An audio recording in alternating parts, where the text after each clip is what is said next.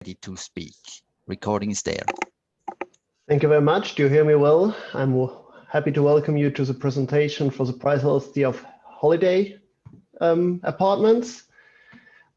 Could you move please to the next slide? We were happy to get a few data sets from the project owners. Thank you very much for this. What made it also a bit more challenging to work around with it. That's why we decided afterwards to concentrate it on a merged data set for the three regions we worked on, which was Engadin, Gstaad, Saarland, and Heideland, which were interesting how their price markets for apartments different during the seasons. And we had about 20 variables in this data set, but we used also some other data sets, which we got from eDomizil, which had about 60 variables about all the apartments, insights, and so on. For concentrating us in this 36 hours and getting some nice results, we concentrated on the year 2019. And on the first look, when we looked at the price for 2019, the lower graph, we see that between Engadin, Gstaad, and Heideland, almost no price difference can be observed. On a further look on the graph for Switzerland, we see for the high seasons that the Heideland has a bit lower prices than Engadin and Gstaad, but which also always with regard to the different apartments which are available in the regions. From the dataset, we didn't got all the same amount of information about the regions, but from the data we see that the occupancy from the apartment is a bit higher or better loaded for Heideland than for the Engadin or Gstaad regions. Could you move please to the next slide? As we saw that there are some differences between occupancy and prices, we were a bit of interesting but high severity of this prices going together. There's, in fact, we looked a bit, is the occupancy of the apartment going together with the holiday days?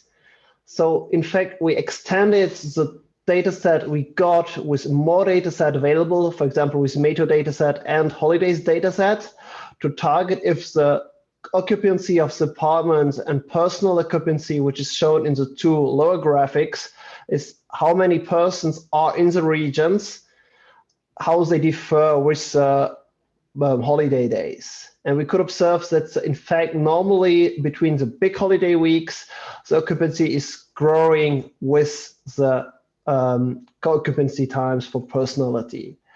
But we don't observe that the prices are so much varying with the occupancy. So if we have high occupancy, not the price always getting higher, more expensive.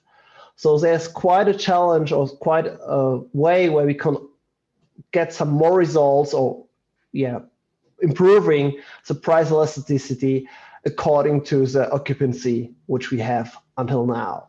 On the right side, we changed a bit of the occupancy and we calculated the occupancy considering the total amount of apartments available in the regions, so available in the portfolio we got. And also there we see that the price is not going in the direction with the occupancy. We always use the price per person per night. So in fact, the price is not the total price per apartment, or the price per person per night, so that if it's a larger house, we have a higher price. Could you please move to the next slide?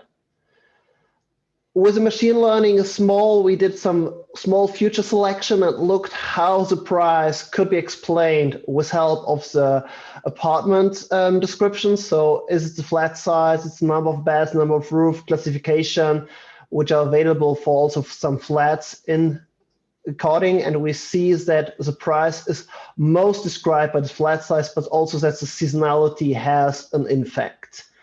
But this is all, for the moment, a descriptive description, how to explain the influences and also to consider how different variables could have correlations between and impacts on the price between.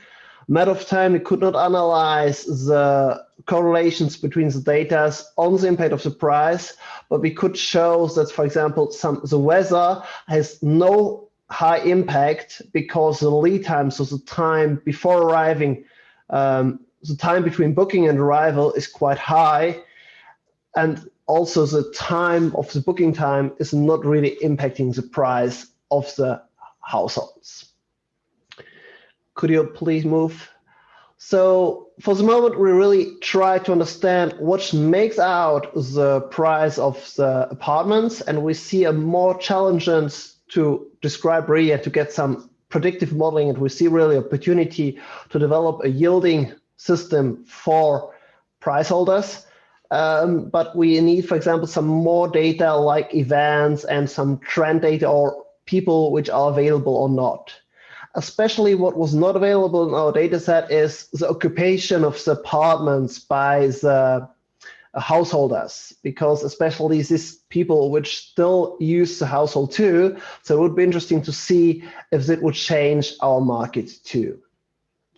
As also we don't only have Swiss people getting these houses, the most people getting the house apartments are from Switzerland, but still a big market is Germany and some other countries. So perhaps including the holidays of the other target markets would be interesting to get a better pricing sensitivities of the people.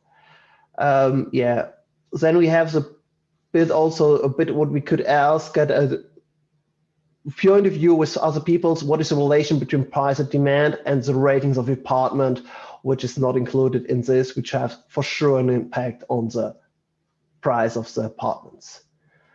Thank you very much for this challenge, which was really exciting. And thank you very much for the product owner and the High School of Lucerne for Palladium University of Lucerne for this organization.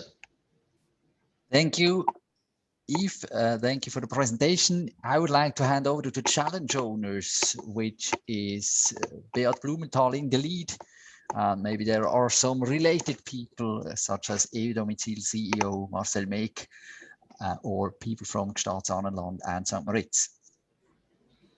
Thank you guys for this presentation. It's great what you found out within this couple of few hours.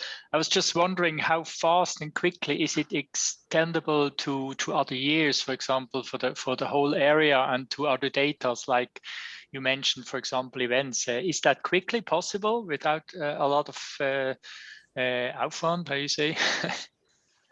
Yes, so if we for this presentation, we only choose the year 2019 because it was just too much to show in these 5 minutes, but it would be very easy. We've already done it, the analysis of the other years.